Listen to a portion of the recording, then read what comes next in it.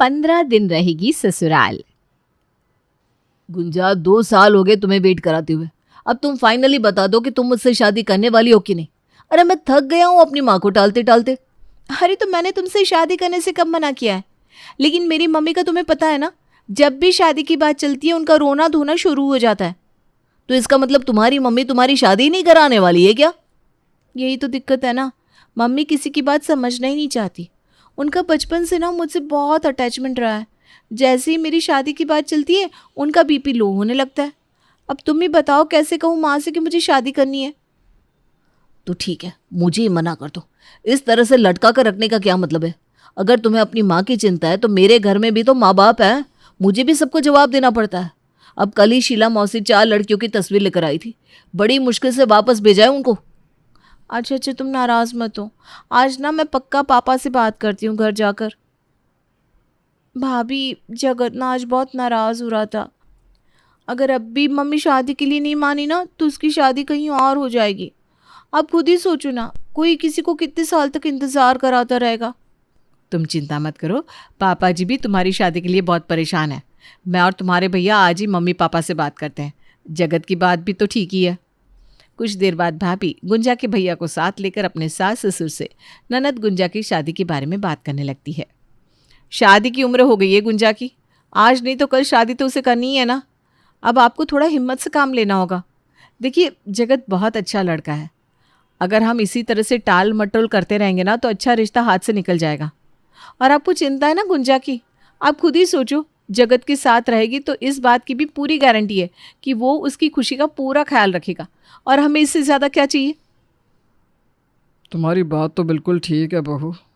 ठीक है, तुम जगत के माता पिता को बुला लो, शादी की बात तय कर लेते हैं। पापा की बात सुनकर गुंजा खुशी से फूली नहीं समा रही थी। सब कुछ सेटल हो गया है जगत। पापा ने तुम्हें तुम्हारी फैमिली के साथ मिलने के लिए बुलाया है।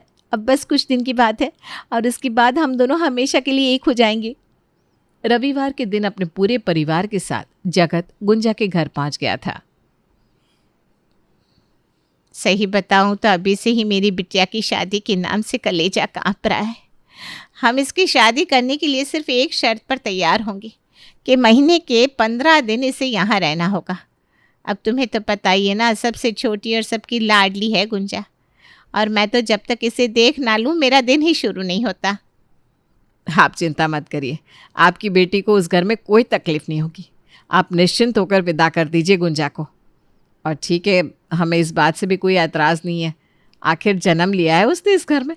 हमें आपकी शर्त स्वीकार है कि वो महीने के 15 दिन आपके साथ रह सकती है।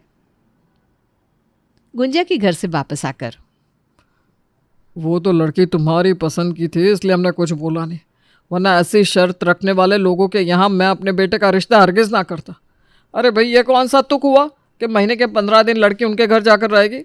अगर जीवन भर यही तमाशा करती रहेगी तो अपनी घर गृहस्थी कब संभालेगी वो? मैंने भी वही सोचकर कुछ नहीं बोला कि जब मियाँ बीवी राजी तो क्या करेगा काजी। पहले ही 30 साल की उम्र में शादी के लिए हाँ बोला है, अब अगर वहाँ पर कुछ भी बोल देते तो रिश्ता टूट जाता और फिर ये देवदास बने घूमता रहता। हमको क्या है, लड़की इन्होंने पसंद की है, सारी ज़िंदगी भुगते। जल्दी गुंजा और जगत की शादी हो जाती है और शादी के बाद गुंजा अपने ससुराल पहुंच जाती है। ससुराल पहुंचने के बाद, अरे बेटा, अब तो सर्दियाँ आने वाली हैं, तूने सर्दियों के लिए कुछ खरीदारी करी कि नहीं? नहीं ना माँ, नई नई शादी है, अभी समय ही कहाँ मिल पाता है बाज़ार जाने का, और मेहमानों का आना जाना लगा ही रहता है। चल तू टेंशन ना ले, अगले हफ्ते आ रही है ना 15 दिन के लिए, तेरी सारी खरीदारी मैं यहीं से करवा दूंगी, तेरी टेंशन ही ख़त्म हो जाएगी। हाँ माँ, ये तो तुमने सही कहा। ठीक है, फिर मैं बोल दूंगी जगत को कि बाज़ार जाने के लिए परेशान ना हो। अगले हफ्ते जब गुंजा अपने मायके पहुंचती है, उसकी माँ उसे लेकर बाज़ार पहुंच जाती है। आज तो बहुत शॉपिंग हो गई माँ, बहुत अच्छे अच्छे जैकेट और स्वेटर खरीदे मैंने। आपने तो मुझे एक भी पैसा देने नहीं दिया। बताओ ना कितना बिल हुआ टोटल। अरे चुप कर, अब क्या तुझसे पैसे लूँगी मैं? चल, तेरी भाभी ने बढ़िया खाना बनाया है तेरी पसंद का, खाकर बता कैसा बना है। खाना तो अच्छा बनाया माँ, सच में। भाभी, यहाँ पर आती हूँ ना तो ऐसा लगता है ससुराल की सारी टेंशन ही दूर हो जाती है। यहाँ पर आप बढ़िया बढ़िया खाना बनाकर खिलाती हो और मम्मी आप मुझसे पहले मेरी हर ज़रूरत का ख्याल रखती हो। मुझे तो जैसे किसी भी बात की टेंशन ही नहीं लेनी पड़ती। अरे बेटा, माँ का फ़र्ज़ होता है ना कि वो अपने बच्चों का ख्याल रखे। और वैसे भी तू तो लाडो है मेरी। वो तो जगत तुझे पसंद था, इसलिए मैंने तेरी शादी उससे करवा दी। वरना सही बताओ तो मेरी कोई इच्छा नहीं थी कि मैं तुझे विदा करके कहीं दूर भेजूं। अरे रहने दीजिए माँ जी, अब आप फिर से शुरू मत हो जाइए। ठीक तो है, देखिए ना गुंजा शादी के बाद कितनी खुश है अपने पति के साथ, और एक आप हो कि बिना बात इसकी चिंता में परेशान होती रहती हो। अरे गुंजा, ऐसा कर, दामाद जी को फ़ोन लगा। ऐसा कर, वीडियो कॉल लगाकर अपनी शॉपिंग दिखा दे उनको। मैं ऐसा करती हूँ, मैं ही जगत जी को वीडियो कॉल लगाती हूँ और फिर उन्हें हमारी पूरी शॉपिंग दिखाती हूँ। उन्हें भी तो पता चले भाई कि हम उनकी पत्नी का यहाँ पर कितना ख्याल रख रहे हैं। भाभी जगत को वीडियो कॉल लगा देती है, माँ और गुंजा के खरीदे हुए सारे विंटर शॉपिंग उसे दिखाती है। वाह, कपड़े तो वाकई बहुत अच्छे हैं। एक बात बताओ गुंजा, ये सब कपड़े खरीदने के लिए पैसे कहाँ से आए तुम्हारे पास? मैंने तो तुम्हें इतना पैसा देकर भेजा नहीं था। वही तो, मैंने तो माँ से कहा भी था कि अभी मैं पैसे लेकर नहीं आई हूँ, शॉपिंग फिर कभी कर लेंगे। लेकिन मम्मी तो आपको पता ही है, मेरी इतनी चिंता करती है ना कि क्या बताऊँ। कहने लगी अचानक से ठंड बढ़ जाएगी और फिर मेरे पास सर्दियों में पहनने के लिए कुछ भी नहीं है। मम्मी ज़िद करने लगी, इसलिए मैं उनके साथ बाज़ार चली गई। अच्छा एक काम करो, अगर बिल का पेमेंट मम्मी जी ने किया है ना तो उनसे पूछ लो कि टोटल कितने का बिल हुआ, मैं पे कर दूंगा। ठीक है, मैं मम्मी से पूछ कर आपको बताती हूँ। वैसे मैंने ना पूछा था मम्मी से, लेकिन वो बताने को तैयार ही नहीं थी। कह रही थी कि अब मैं बेटी से पैसे लूँगी क्या। अच्छा चलो ठीक है, मैं ही पूछ लेता हूँ। मम्मी जी आपने तो वाकई बहुत खर्च कर दिया। अच्छा ये बताइए टोटल कितना अमाउंट पे कराया आपने, मैं आपको भेज देता हूँ। अरे नहीं नहीं दामाद जी, बिटिया के लिए कुछ खर्चा करेंगे तो क्या आपसे पैसे लेंगे? हाँ, अच्छा चलो ठीक है, अब इतनी ज़िद कर रहे हैं तो ऐसा करिए 12,000 भेज दीजिए। क्या कहा, 12,000? अच्छा ठीक है, भेज देता हूँ। मम्मी जी गुंजा को बोल दीजिएगा अपना सामान पैक करके तैयार रखे, कल मैं उसे लेने आ जाऊँगा। बुआ जी के यहाँ शादी है तो माँ ने कहा है कि मैं उसको भी शादी में अपने साथ ही लेकर जाऊँ। ठीक है बेटा, मैं बोल दूँगी, वो तैयारी कर लेगी। अगले दिन जगत गुंजा को वापस अपने घर ले जाता है। अरे गुंजा क्या ज़रूरत थी 12,000 के कपड़े खरीदने की? अरे तुम तो इतना सामान ऐसे बांध कर लाई हो जैसे मार्केट में डाका पड़ने वाला था। थोड़ा बजट देकर खर्चा करना चाहिए ना।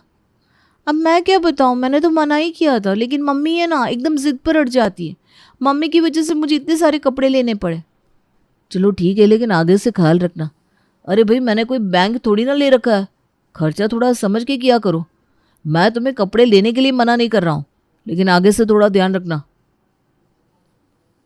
ये अभी अभी मेरे अकाउंट में 12,000 जगत जी ने भेजे। लगता है माँ जी आपने गलती से गलत अमाउंट बता दी। अरे गुंजा के कपड़े तो बस 6,000 के थे। 6,000 की ड्रेस तो मैंने खरीदी, लेकिन जगत जी ने पूरे 12,000 भेज दिए। ज़्यादा दिमाग क्यों चला रही है? जगत ने उतने ही पैसे भेजे जितने मैंने उसे बताए थे। उसे क्या पता कौन सा सामान कितने का आया, वो कौन सा हमसे बिल मांगने के लिए आने वाला है। लेकिन माँ जी ये तो गलत बात हुई ना, और गुंजा को तो पता है ना कि उसके लिए कितने के कपड़े खरीदे गए थे। अरे कुछ नहीं पता उस लड़की को, आज तक उसने कभी 1 रुपये का भी हिसाब किया है जो अब उसे पता चलेगा। मैंने सारे कपड़ों का बिल खुद अपने पास से पेमेंट किया है, उसे पूछने भी नहीं दिया कि कौन सा ड्रेस कितने का है। इस तरह से तो मेरी पूरी शॉपिंग फ्री हो गई। ये तो बड़ी मज़ेदार बात है। अरे भाई क्यों, फ्री जैसी क्या बात है? अब महीने के 15 दिन गुंजा को यहाँ रखते हैं हम लोग, तो यहाँ रहने में उसका खर्चा नहीं होता क्या? बल्कि मैं तो सोच रही हूँ इस महीने से ना गुंजा का 15 दिन का रहने का खाने का खर्चा भी दामाद जी से ले लिया करूँगी। महंगाई इतनी हो गई है, कोई कितने दिन तक किसी का खर्चा उठाता रहेगा? कैसी बात करती हो माँ? अब क्या अपनी बहन को अपने घर में रखने के लिए हम उससे खर्चा पानी लेंगे? अरे क्यों नहीं लेंगे? तो अंबानी के घर में पैदा हुआ है क्या? हमारे घर में जो राशन आता है वो मुफ्त का नहीं आता, हमें भी तो पैसे देकर खरीदना पड़ता है। और अच्छे खाते पीते परिवार में शादी करी है हमने अपनी लड़की की, अगर थोड़ा खर्चा हम दे भी देंगे तो क्या फ़र्क पड़ जाएगा? तो परेशान ना हो, मैं सब देख लूँगी। मुझे सब तरीका पता है दामाद जी से खर्चा पानी कैसे निकलवाना है। कुछ महीनों के बाद जगत गुंजा को छोड़ने उसके मायके जाता है। दामाद जी देखो तो कैसे हमारी लड़की कमज़ोर होती जा रही है।